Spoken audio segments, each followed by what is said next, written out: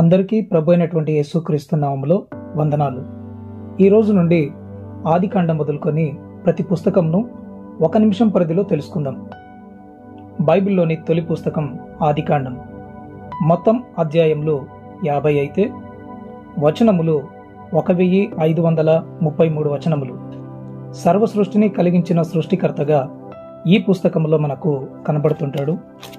తన స్వరూపమందు మానవులను కలుగజేసినప్పటికీ విచ్చలవిడిగా పాపము చేసి ఆయనకు దూరమవ్వగా వారినందరినీ తుడిచిపెట్టివేసి నోవాహు అనే ఒక గొప్ప విశ్వాసి కుటుంబాన్ని దేవుడు ఈ పుస్తకంలో కాపాడుతాడు.